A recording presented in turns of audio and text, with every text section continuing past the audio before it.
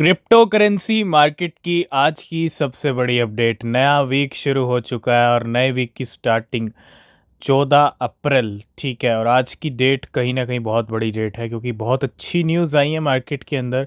Bitcoin की क्या situation है, मार्केट में क्या और अपडेट्स हैं, उनके बारे में बात करेंगे। तो वेलकम है आप सभी का आज की इस वीडियो में। शुरुआत करेंगे दो बिटकॉइन प्रेसिडेंट आज मिलने वाले थे, ऑलरेडी हमने डिस्कस किया था। And happening now in the Oval Office, White House की तरफ से अभी अभी एक पोस्ट, एक tweet. President Donald Trump meet with President Nayib Bukele of El Salvador. आप यहाँ पे देख सकते हो, ये मीटिंग चल रही है दो बिटकॉइन प्रेसिडेंट्स के बीच में, ठीक है। और अब इस मुलाकात के बाद क्या न्यूज़ निकल के आती है, बिटकॉइन पे, क्रिप्टो पे कोई बात होती है, कुछ अच्छी न्यूज़ आती है, तो जो भी आएगी डिस्कस करेंगे। टेलीग्राम चैनल को ज्वाइन कर लेना। तो दो बिटकॉइन प्रेसिडेंट इस टाइम पे सीधा वाइट हाउस में।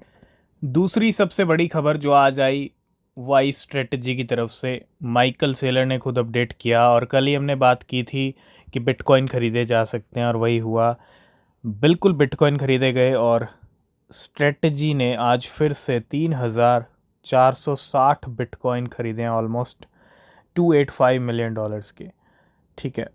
और अब जो है स्ट्रेटजी की टोटल होल्डिंग्स पहुंच चुकी है 5,31,644 BTC। 5,31,000 से ज़्यादा बिटकॉइन अब माइक्रो स्ट्रेटजी के पास हो चुके हैं। पिछली दो तीन बाइंग को अगर हम कैलकुलेट करें, 6,911 बिटकॉइन, उसके बाद 22,000 बिटकॉइन, और उसके बाद यहाँ पे अगर आप देखेंगे तो कितने बिटकॉइन हैं, 3,460 बिटकॉइन। आज बाइनेंस ने कर्नल को अपने प्लेटफॉर्म पे लिस्ट कर दिया। कर्नल डाओ की, कर्नल की ऑलरेडी हमने आपको अपडेट की थी, ठीक है। और बाइनेंस ने अपने लॉन्च पूल से अनाउंस किया था कर्नल को, और आज फाइनली कर्नल बाइनेंस के ऊपर आ चुका है, मल्टीपल एक्सचेंजेस के ऊपर आ चुका है। और प्राइस अगर देखेंगे $0.3 पे, 0.4142 के लेवल से इस टाइम पे प्राइस नीचे चल रहा है कर्नल का। कोई एडवाइस नहीं है, ठीक है, नया कॉइन है, वेट करना।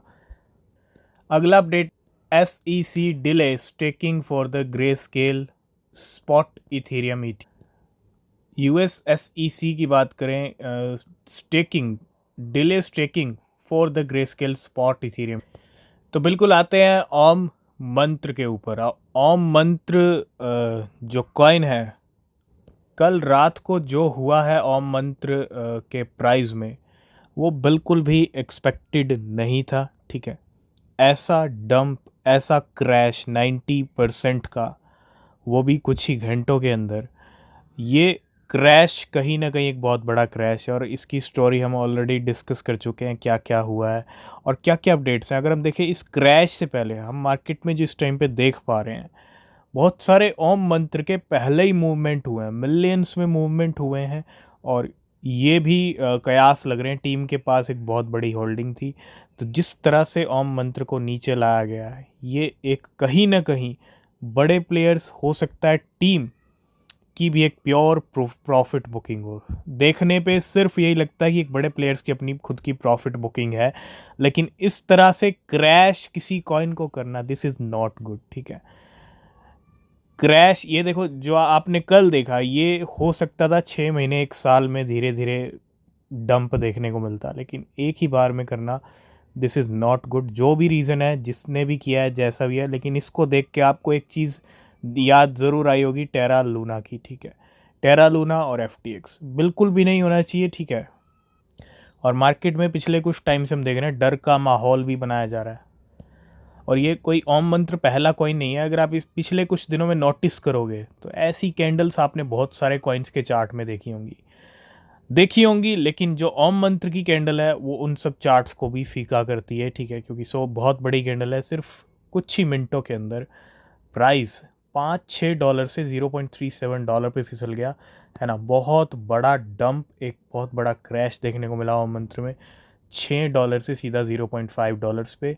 और आप देखो, कोई भी एडवाइस नहीं है ओम को लेके। बहुत सारे लोगों के क्वेश्चन है, लेकिन ओम को लेके अब कोई एडवाइस नहीं है। हो सकता है ओम को अब 5-6 महीने, 1 साल 2 साल लग जाएं ठीक ठाक पंप करने में भी, ठीक है। यहाँ से ऊपर जाना इतना आसान और इतना इजी नहीं है, ठीक है। तो खेल ऑलरेडी हो चुका है, जो न्यूज़ अपडेट हैं उनके बारे में डिस्कस करेंगे, ठीक है।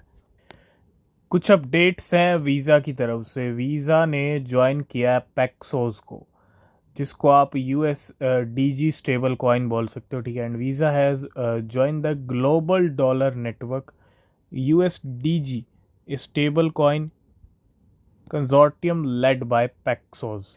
तो ओम के जो सीईओ हैं उनका कहना है, क्या कहना है कि मंत्र सीईओ प्रायोरिटाइज ओम रिकवरी, डिनाई इनसाइडर सेलिंग।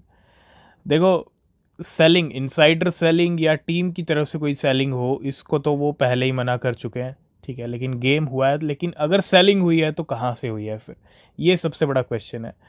तो मंत्र के जो सीईओ हैं John stated that recovering the OM token is the project top priority.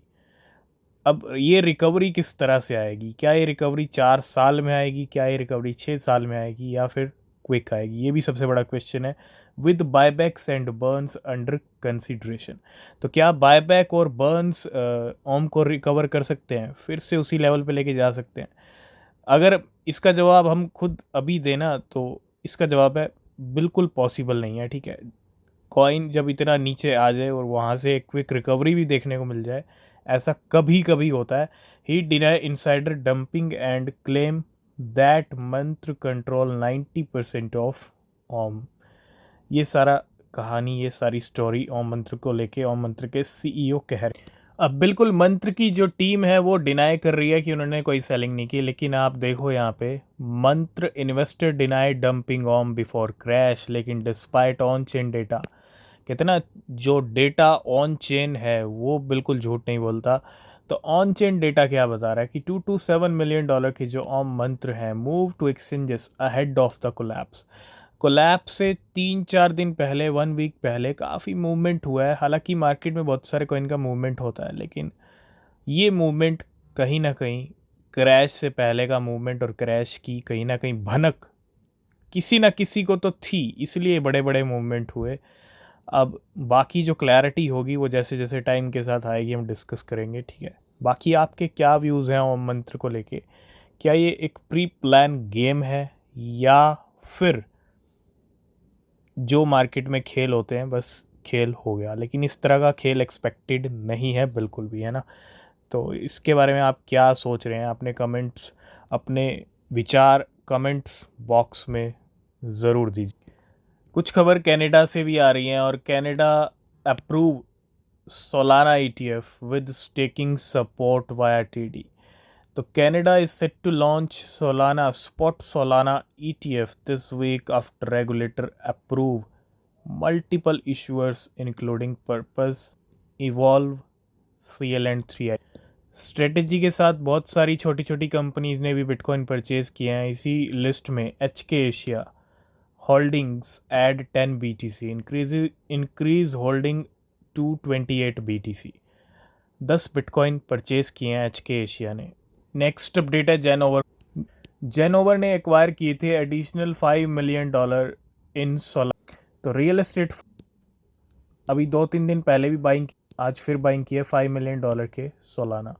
Real estate technology firm Genover Inc has acquire 44,000 Solana, approximately $5 million, and total holding 83,000 Solana. Last and final में भी कुछ अच्छी news है। 4th number की bitcoin की buying की है Meta planet ने। मेटा प्लैनेट ने भी 319 बिटकॉइन, 319 बिटकॉइन और ऐड कर लिया अपनी लिस्ट के अंदर, और अब टोटल होल्डिंग 4,525 BTC पे पहुंच गई है मेटा प्लैनेट की। आज की इस वीडियो करेंगे यहीं पे एंड। बाकी न्यूज़ अपडेट आपको मिलेंगे नेक्स्ट वीडियो में। किसी भी क्रिप्टो में इन्वेस्ट कर रहे हैं तो रिसर्च ज़रूर करना। तब तक के लिए बाय बाय, टेक केयर।